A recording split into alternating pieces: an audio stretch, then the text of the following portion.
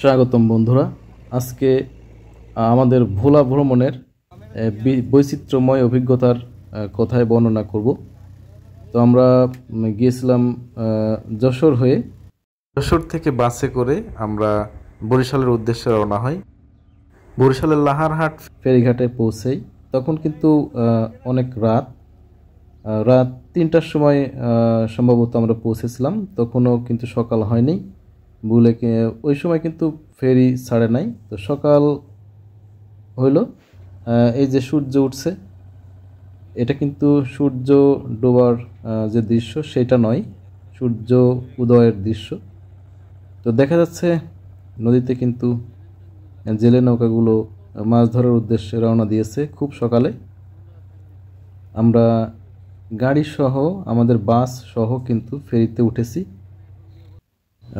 তো আমাদের ফেরি অলরেডি ছেড়ে দিয়েছে, আশপাশ দিয়ে কিন্তু অন্যান্য ফেরিগুলো চলাচল করছে।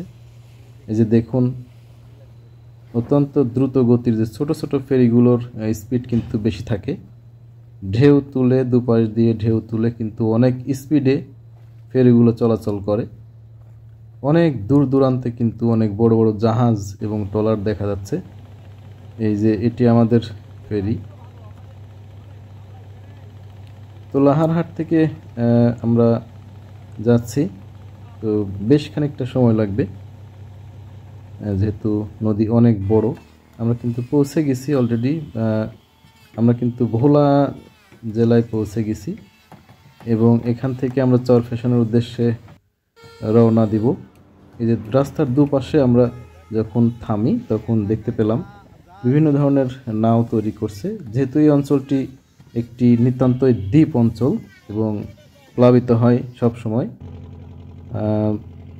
তাদের একটা প্রস্তুতি সব সময় থাকে। জীবন রক্ষাকারী সরঞ্জামের মধ্যে নাও অন্যতম। অর্থাৎ বন্যা বা জলোচ্ছ্বাসের ফলে যে পানি জনপদে উঠে আসে তখন কিন্তু তাদের চলাচলের জন্য নৌকা ছাড়া আর কোনো পথ থাকে না। তো আমরা এখান থেকে একটি দ্বীপে যাওয়ার জন্য একটি লঞ্চে সময় অনুযায়ী এসে রওনা দিয়েছি। এই যে দ্বীপটিতে আমরা এখন যাচ্ছি সেই দ্বীপটির নাম হচ্ছে ঢালচর। এটি কিন্তু চরফ্যাশনের একটি ইউনিয়ন। লম্বা পথ পাড়ি দিয়ে আমরা যাচ্ছি। দুই পাশে কিন্তু অসম্ভব মনোরম পরিবেশ, দূর দূরান্তে ছোট ছোট দ্বীপের দেখা মিলছে। ওই দ্বীপগুলোতে কিন্তু অনেক গাছপালা, অর্থাৎ মানুষের সৃষ্ট গাছপালা বা প্রাকৃতিক উদ্ভিদও রয়েছে, যেটা কিন্তু জোয়ার ভাটায় প্লাবিত হয়। এই অঞ্চলে বিভিন্ন ধরনের পশু পাখিও রয়েছে। এই যে আমরা কিন্তু ঢালচরে পৌঁছে গেছি। ঢালচরে নৌকা থেকে নেমে ওখান থেকে আমাদের মোটর বাইকে করে নিয়ে আসা হয়েছে। এটা ঢালচরের মাঝের চর বাজার। এখানেও আমরা দেখতে পাচ্ছি অনেকগুলো নাও অকেজো হয়ে পড়ে আছে, এগুলো মেরামতের কাজ চলছে। যেহেতু সামনেই বর্ষাকালে পানি অত্যন্ত বেড়ে যায় এই অঞ্চলে, তাই নৌকা ছাড়া কিন্তু তাদের গতি থাকে না। এই যে অনেকগুলো নাও এখানে অচল অবস্থায় রয়েছে।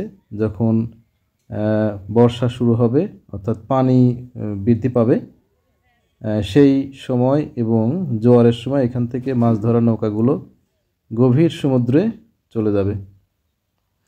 এই যে দেখুন, আমরা যে মাঝের চরের পরে যে আমরা সি বিচে উদ্দেশ্যে গিয়েছিলাম সেই সি বিচের নাম হচ্ছে তাড়ুয়া সি বিচ। এই সি বিচটাকে অনেকে ভার্জিন সি বিচ নামেও চিনে থাকেন। অর্থাৎ এখানে জনসমাগম খুবই কম হয়। এটি একটি সকাল। আমরা প্রত্যুষে উঠে আমাদের সি বিচে হাঁটা চলা সেইটার উদ্দেশ্যে রওনা হলাম। প্রতিমধ্যেই দেখতে পেলাম একদল মহিষ, এদের গলায় সুন্দর কাঠের ঝুনঝুনি। তো দেখুন, এই যে এই সি বিচটাই অত্যন্ত মনোরম পরিবেশ, কোনো জনসমাগম নেই। বিভিন্ন ধরনের গাছ, জলোচ্ছ্বাস ঘূর্ণিঝড়ে এই গাছগুলো ভেঙে যায়, আবার তারা মাথা উঁচু করে দাঁড়ায়। এই যে এই অঞ্চলে কিন্তু বিভিন্ন জায়গায় খাল, ছোট ছোট নদী রয়েছে, তাদের চলাচলের জন্য বিভিন্ন ধরনের চড়াট বা সাঁকো তৈরি করা আছে। এই যে দেখুন ছোট্ট একটি নদী। তো আমরা এই অঞ্চল ঘোরাফেরা করলাম, আমরা রাত্রি যাপনও করেছিলাম। তো চলে আসার সময়, এটি চলে আসার সময়ের দৃশ্য। এই যে দেখুন এই অঞ্চলের রাস্তাঘাট কিন্তু একেবারেই অনুন্নত, অর্থাৎ একটি দ্বীপ, বিচ্ছিন্ন একটি দ্বীপ, যেটা কিন্তু চারপাশে পানি, যে কোনো সময় প্লাবিত হতে পারে। অনেক বড় বিপদের আশঙ্কাও থাকে অনেক সময়। তারা এই পরিবেশের সাথে অভ্যস্ত। তো আমরা এখান থেকে, অর্থাৎ মাঝের চর থেকে আমরা কিন্তু নৌকা যোগে চলে এসেছি চর কুকরিমুকরিতে। চর কুকরিমুকরিতে আসার জন্য কিন্তু ট্রলার ভাড়া করতে হয় বা মাঝি নৌকা পাওয়া যায়। তবে ভাগ্য ভালো থাকলে মাঝি নৌকা বা মাছ ধরা নৌকা পেয়ে গেলে অল্প ব্যয় চলে আসা যায় চর কুকরিমুকরিতে। অনেকে আবার সরাসরিও চর কুকরিমুকরিতে এসে থাকে। তো আমরা ঢাল চর থেকে ঘুরে মাঝের চর হয়ে চর কুকরিমুকরিতে এসেছি। চর কুকরিমুকরিতে একটি ওয়াচ টাওয়ার রয়েছে, ওই পাশেটা হচ্ছে পূর্ব পাশ, মাঝখান দিয়ে একটি নদী এঁকে বেঁকে চলে গেছে। দেখুন এই পাশটা হচ্ছে ওয়াচ টাওয়ার থেকে ডান সাইড। ওয়াচ টাওয়ারের দুই পাশ দিয়ে চর কুকরিমুকরির পশ্চিম সাইডে, দক্ষিণ পশ্চিম বা পশ্চিম উত্তর সাইডে যে গ্রাম রয়েছে, এই গ্রামে কিন্তু রাস্তা চলে গেছে। তো এই যে দেখুন চর কুকরিমুকরিতে কিন্তু ঘন সবুজ বন। এখানে বিভিন্ন ধরনের বানর, বিভিন্ন ধরনের পাখি দেখা যায়। তবে বাঘ বা হরিণের দেখা আমরা পাই নাই। তবে শুনেছি এখানে হরিণ রয়েছে অনেক, হয়তো গভীর জঙ্গলের মধ্যে রয়েছে তারা।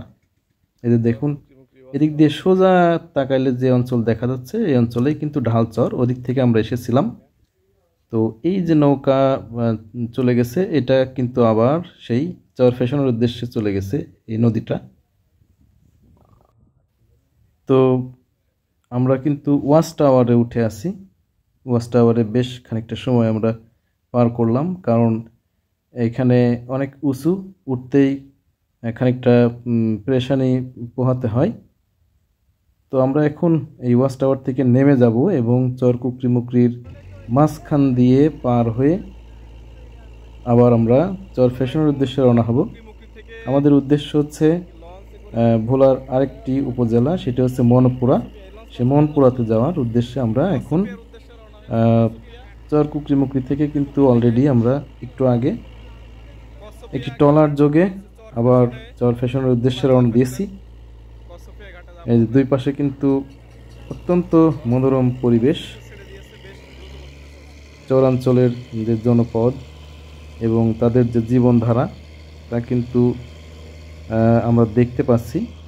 সব সময় নদী ভাঙন এবং টাইডাল গাছপালার সাথে তাদের যে উঠা বসা, চরের পরিবেশ। এই যে আমাদের সফর সঙ্গী সবাই কিন্তু এখানে আমরা ট্রলারের উপরে রয়েছি। এই ট্রলারে শুধু আমরাই না, অন্যান্যরাও রয়েছে। খুবই মনোরম পরিবেশ, চারপাশে আবহাওয়াটাও খুবই চমৎকার। এখান থেকে স্পিড বোটে করেও বিভিন্ন জায়গায় যাওয়া যায়, অর্থাৎ স্পিড বোটে করে আমরা চর ফ্যাশন বা চর ফ্যাশন থেকে চর কুকরিমুকরিতে যেতে পারি। এই যে একটা স্পিড বোট কিন্তু দুর্দান্ত গতিতে চলে গেল আমাদের পাশ দিয়ে।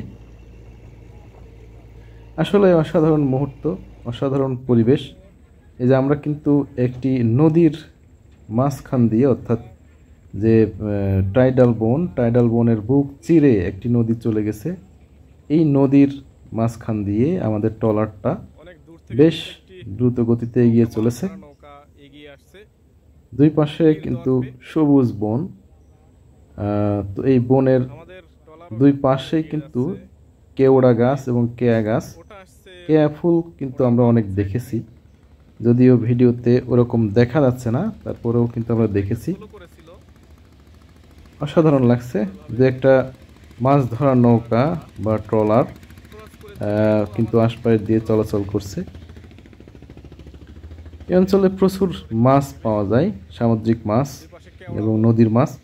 সামনে কিন্তু নদীর মোহনা, অর্থাৎ তেঁতুলিয়া নদী, তেঁতুলিয়া নদীর মোহনা। ওই নদীটি থেকেই কিন্তু, ওই নদীটি ধরেই কিন্তু আমরা চরফ্যাশনের উদ্দেশ্যে চলে যাব।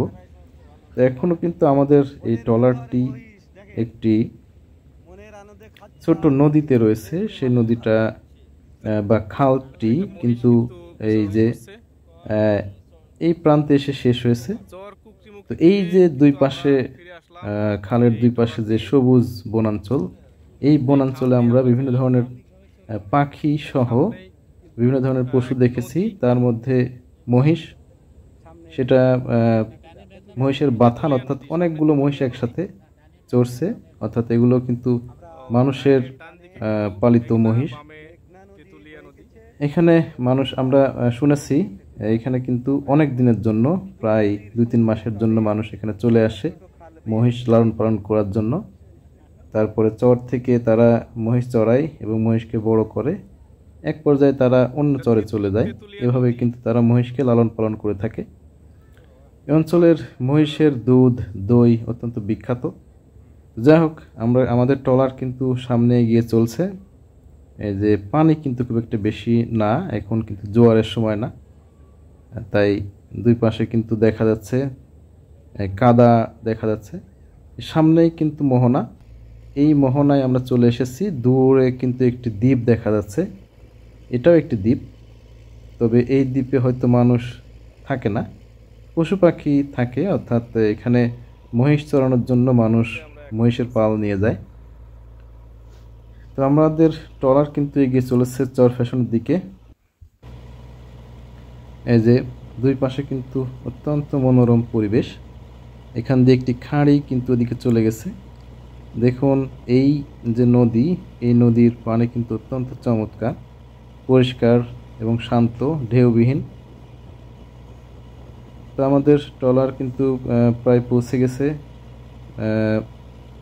আর কিছুক্ষণের মধ্যেই হয়তো আমরা মিনিট 10-এর মধ্যেই কিন্তু আমরা পৌঁছে যাব আমাদের গন্তব্যে।